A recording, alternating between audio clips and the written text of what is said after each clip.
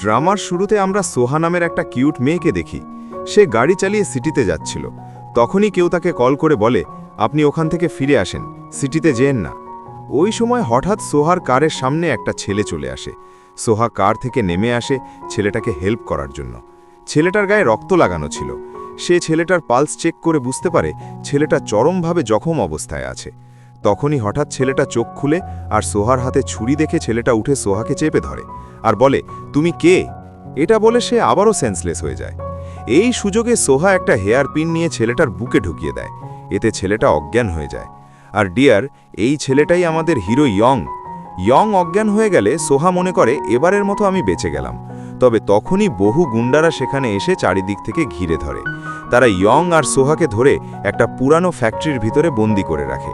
সোহা খাটের উপর বেহুশ অবস্থায় ছিল। এক গুন্ডা খারাপ কাজ করতে এলে সোহা তাকে আঘাত করে অজ্ঞান করে দেয়। সে পালাতে গিয়ে দেখে ইয়ং এক এক করে সব গুন্ডাদের মেরে দিচ্ছে। এটা দেখে সোহা ভয় পেয়ে যায়। সে বলে, তুমি আসলে কে? ইয়ং বলে, তুমি আমাকে মারার চেষ্টা করেছিলে কেন? সোহা বলে, আমি তোমাকে মারতে চাইনি, আমি তোমাকে বাঁচাতে চেয়েছিলাম, আমি একজন ডাক্তার। এ সময় এক গুন্ডা এলেই ইয়ং তাকে হেডশট মেরে নকআউট করে দেয়। সোহা পালাতে গেলে ইয়ং বলে, পালাতে গেলে তুমি বাঁচবে না, আমাকে ফলো করো। ইয়ং সোহাকে কোলে করে লড়তে লড়তে বেরোচ্ছিল। একসময় সে অসুস্থ হয়ে পড়ে। সোহা তাকে কেয়ার করতে এলে ইয়ং বলে, এখন পালিয়ে যাও। ঠিক তখনই গুন্ডাদের লিডার ডং আসে। ডং ইয়ংকে বলে, শেষমেশ তুমি ধরা খেয়েছ।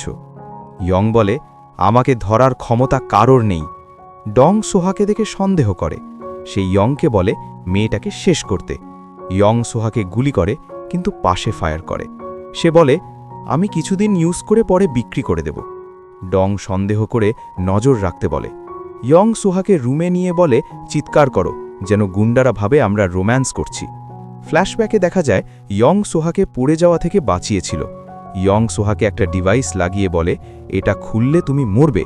পরে জানা যায় এটা ট্র্যাকার। ডং পেনড্রাইভ হারানোর কথা বলে সন্দেহ করে ইয়ংকে। গুন্ডারা রুমে এলে ইয়ং নাটক করে রোম্যান্স দেখায়। সোহা বাথরুমে ডিভাইস খুলতে চেষ্টা করে, কিন্তু পারে না। ইয়ং তাকে শার্ট দিয়ে কভার করে। ঠিক তখনই ডং এসে সোহাকে বিষাক্ত ইঞ্জেকশন দিতে চায়। ইয়ং এসে সবাইকে মারধর করে সোহাকে বাঁচায়। সোহা ধ্যান ফিরে দেখে ড্রেস চেঞ্জ। ইয়াং বলে মহিলা সার্ভেন্ট করেছে। ট্র্যাকার খুলে নিজের হাতে লাগায়। পরের দিন ডং এক মেয়েকে আনে ইয়াংকে প্রলুব্ধ করতে। সোহা রেগে যায়। বস আসে। সোহা বুঝতে পারে এই বস তার মায়ের খুনি। ড্রাগ মিশিয়ে ইয়াংকে অসুস্থ করা হয়। সোহা ডংকে ডিল দেয় পেনড্রাইভ এনে দেওয়ার। সেই ইয়াংকে সামলায়। পরদিন ডং ইয়াংকে ফাঁসাতে চায়। সোহা উল্টো ডংকে ফাঁসায়। ইয়াং বলে, কাল তোমাকে পালাতে হেল্প করব, কিন্তু বলে, আমি তোমাকে ভালোবাসতে পারবো না। রাতে বস ইয়ংকে ডাকে। ডং সোহাকে অপহরণ করে। সোহা হেয়ারপিন দিয়ে ডংকে আঘাত করে পালায়। পাহাড়ের খাদে দাঁড়ায়। ইয়ং তাকে থামাতে আসে। সোহা তাকে গুলি করে নিচে লাফ দেয়। কিছুদিন পর হাসপাতালে জ্ঞান ফেরে। পুলিশ আসলে সে ট্যাটু দেখে বুঝে যায় সে গুন্ডা। ইয়ং এসে তাকে বাঁচায়। অ্যারেস্ট ওয়ারেন্ট জারি হয়। তারা পালায়।